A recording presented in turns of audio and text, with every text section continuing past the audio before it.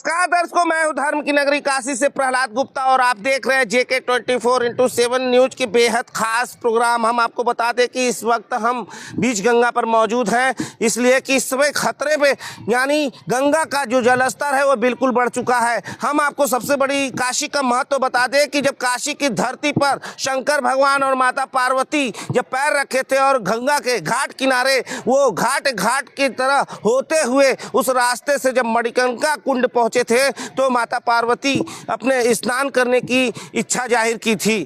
तो वहीं स्नान के लिए मणिकर्णिका कुंड पे जब माता पार्वती स्नान करके जब बाहर आई तो उन्होंने देखा कि अपने कान का कुंडल कहीं गिर गया है स्नान करते वक्त और काफी खोजने पर नहीं मिला है। तो वो प्रभु यानी बाबा भोलेनाथ को बताई और बाबा भोलेनाथ इसकी चिंता जाहिर करते हुए वहाँ के जो लोग थे, जो डोम राजा परिवार था और मतलब मल्लाह परिवार था, उसको खोज में लगा दिए। सारे लोग कान के कुंडल की खोज में लग गए, लेकिन वो कान का कुंडल किसी को नहीं मिला तो सिर्फ एक डोम परिवार को मिला। उस डोम परिवार ने क्या किया कि मुंह के अंदर कान का कुंडल दबाकर जब बाहर आया तो बोला, हे प्रभु, कान का कुंडल नहीं मिल पाया है। तो शंकर भगवान की लीला ही गजब थी। वो सब कुछ जानते हुए भी बोले कि चंडाल कहीं के, तुमने अपने मुंह पे माता पार्वती का कुंडल रख कर और झूठ बोल रहा है। और वहां से ये बोलते हुए उसे चंडाल बनाकर, चंडाल का रूप देकर और वहां से चले गए। जब चलते हुए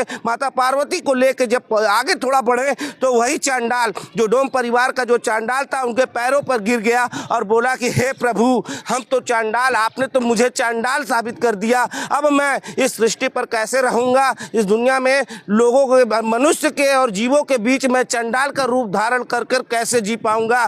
तो शंकर भगवान ने उन्हें माफ किया और बोला कि आज से ये जो आग है, यही आग मैं यहाँ पर जो है कि छोड़ के जा रहा हूँ। ये आग जो डोम का जो परिवार रहेगा, जो तुम तो डोम समाज के राजा रहोगे और यहाँ पे मुखाग्नि देने वाले जो लोग आएंगे अंतिम संस्कार के लिए, जिन्हें आग की जरूरत पड़ेगा, तो वो तुम्हारे ही हाथों से उनको अग्नि दिया जाएगा, तभी उसको मोक्ष की प्राप्ति होगी। तो ऐसे में हम बता दें कि आज मणिकर्णिका घाट यानी शंकर भगवान की मणि और पार्वती जी की कड़ी यानी मणिकर्णिका घाट, इस वजह से इसका नाम रखा गया है। हम बता दें कि आज वो भी गंगा के आगोश में आ गया है, यानी गंगा में समा गया है, जिससे जो दूर दराज से जो अंतिम संस्कार के लिए यहाँ मोक्ष की कामना लेकर आते हैं, उनको काफी दिक्कतों का सामना करना पड़ रहा है। ऐसे में हम आपको बता दें कि जो घाट किनारे जो धरोहर हैं वो भी धीरे धीरे डूब जाएंगे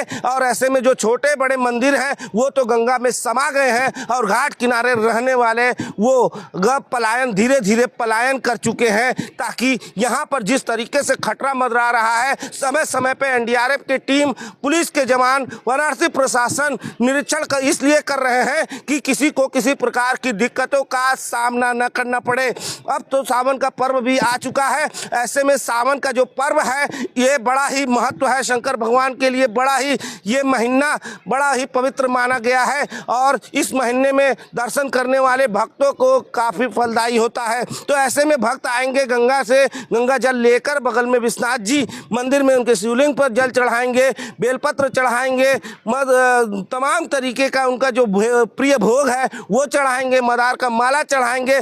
जैसे जिसको जिस प्रकार की सुविधा होगी उस तरीके से पूजा अर्चना करेंगे और अपने अपने परिवार के लिए कल्याण की कामना करेंगे।